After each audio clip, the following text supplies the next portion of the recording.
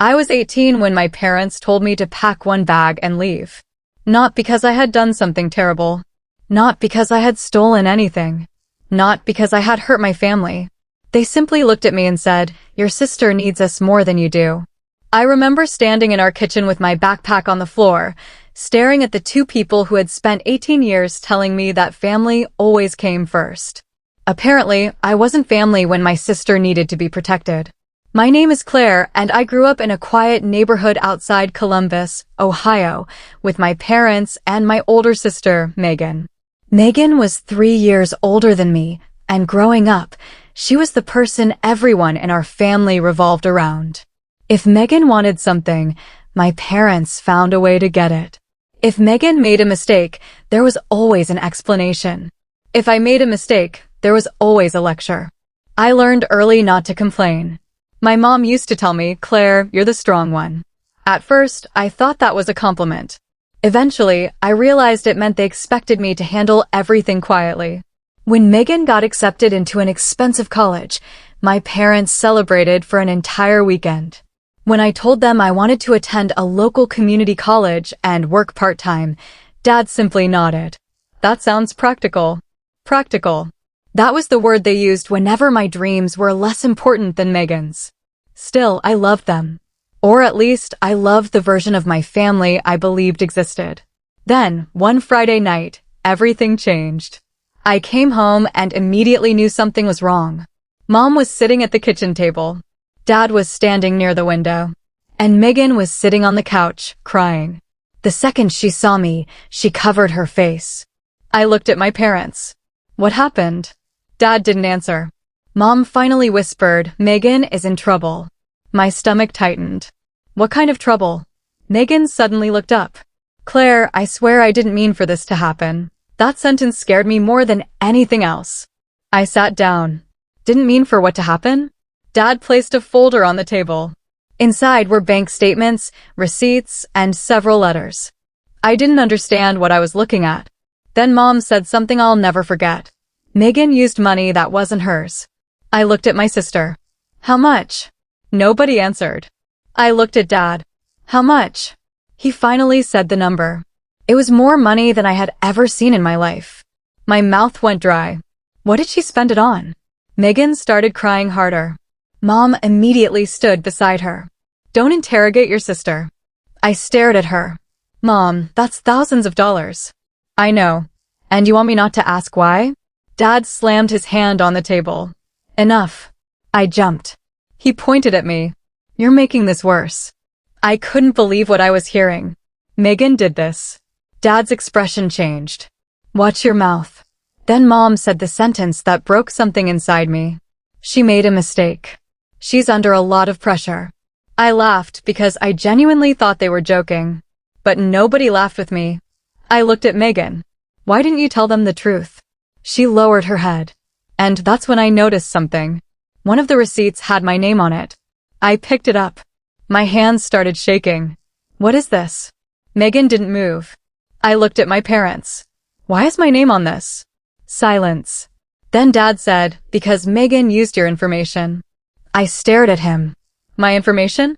Mom rushed to explain. "She only used it temporarily." Temporarily? She was scared. I stood up. "You let her use my identity?" Dad's face hardened. "Your sister needs help." "And what about me?" Nobody answered. That silence told me everything. I started packing that night. I expected my mother to stop me. She didn't. I expected Dad to apologize. He didn't. Instead, as I carried my backpack toward the front door, Mom said, "Claire, you're 18. You can take care of yourself." I turned around. She was crying. But somehow, I was the one who felt abandoned. I said, "So I'm supposed to pay for what Megan did?" Dad looked away. "No one said that. You didn't have to." I opened the door. Then Mom said something that followed me for years. "Your sister needs this family more than you do." I stepped outside with one backpack. That was it. 18 years of my life fit inside one bag. I didn't know where I was going. I didn't know how I would pay for anything. I didn't even know whether I would have enough money for food that week. But I knew one thing. I wasn't going back. The first few months were brutal. I worked mornings at a diner and evenings at a grocery store. I rented a tiny room from an older woman named Mrs. Patterson. The room barely fit a bed and a small desk. But nobody there called me selfish. Nobody compared me to Megan. Nobody told me I was strong because they needed me to tolerate being hurt. For the first time in my life, I was responsible only for myself. And slowly, something changed. I stopped feeling like the unwanted daughter. I started building a life. I took classes at community college. I learned bookkeeping. Then I started helping small businesses with their finances. 6 months became a year. 1 year became 3. By the time I turned 24, I had my own accounting business. It wasn't glamorous. I didn't drive an expensive car. I didn't live in a mansion. But every dollar I had came from my own work. And I was proud of that. I hadn't spoken to Megan in years. Mom occasionally sent messages. Usually they started with, "Your sister is going through a difficult time." I stopped answering. Then, on a Tuesday afternoon, 6 years after I walked out of that house, my phone rang. It was Mom. I almost ignored it. But something made me answer. "Hello." For several seconds, there was only silence. Then I heard my mother crying. "Claire." My chest tightened. What happened? She took a breath. "It's Megan." Of course it was. "What about her?" "She needs you." I almost laughed. "Mom, you haven't called me in years." "I know. You told me she needed the family more than I did." "I know. And now you're calling me?" Her voice cracked. "Please, just listen." I leaned back in my chair. "Fine." Then she said something that made me sit straight up. "Megan has been using your name for 6 years." I couldn't speak. "What?" She never stopped. I felt cold. Mom explained that the situation was much bigger than the incident I had discovered when I was 18. Megan had been opening accounts, signing agreements, and making financial commitments under my name. And whenever something went wrong, she had convinced our parents that she would fix it. She never did. Then Mom said the worst part. "Someone contacted us yesterday." "Who?" "A lawyer." My heart started pounding. "Why?" "Because they found your address." I stared at the wall. My new address. The one Megan should never have known. I asked, "Where is Megan?" Mom hesitated. "She wants to talk to you." "No." "Claire." "No, Mom. She says she can explain." I stood up. 6 years ago, you let me walk out with one bag because Megan needed protection. Now she's in trouble and suddenly I'm important. That's not fair. I laughed. "Fair." My mother went silent. Then she whispered, "There's something else." I waited.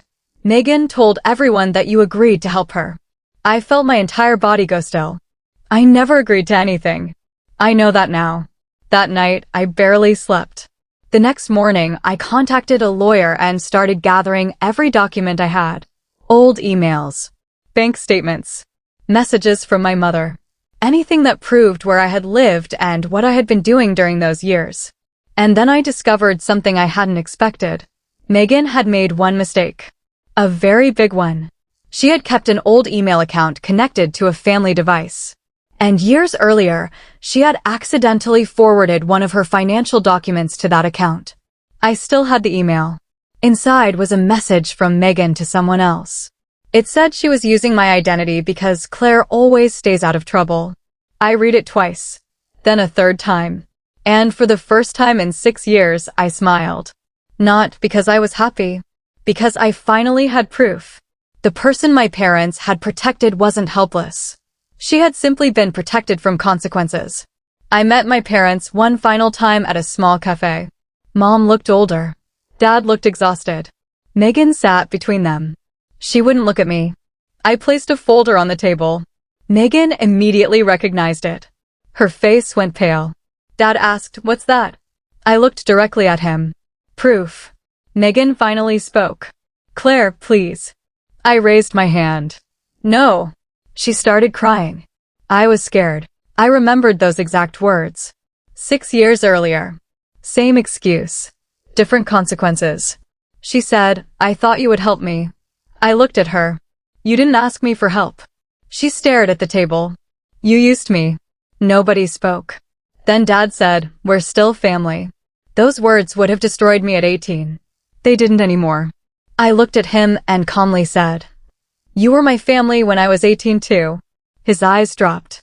I continued, "You had one daughter who made a mistake, and another daughter who was innocent. You chose the one who needed protecting because it was easier than admitting you had raised someone who needed consequences." Mom started crying. I didn't yell. I didn't insult anyone. I didn't threaten Megan. I simply slid the folder across the table. "I've already given everything to my lawyer." Megan looked terrified. "Claire, please don't do this." I stood up. "You did this." Then I walked away. For years, I had imagined revenge as something dramatic. I thought maybe one day I'd become successful enough to make my parents regret losing me. But standing outside that cafe, I realized something. I didn't need them to regret anything. I had already won the moment I stopped believing that being the strong one meant allowing people to hurt me. A few weeks later, the legal mess began unfolding. I won't pretend everything magically disappeared. It didn't.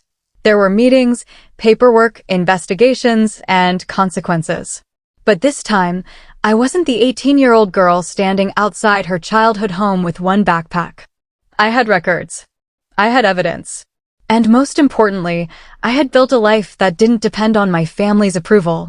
Months later, Mom sent me one final message. She wrote, "I'm sorry I called you strong when what you really needed was someone to protect you." I stared at those words for a long time. Then I deleted the message. Not because I hated her. Because I didn't need an apology to move forward.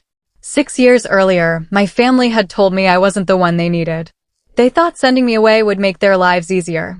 Instead, it gave me the chance to build a life where nobody could decide my worth for me. And sometimes I still think about that 18-year-old girl walking down the street with one bag. I wish I could go back and tell her something. You weren't the strong one because you could survive being abandoned. You were strong because you eventually learned you deserved better. And the best revenge wasn't watching my sister face the consequences. It wasn't proving my parents wrong. It wasn't becoming successful. The best revenge was waking up one morning and realizing I didn't miss them anymore.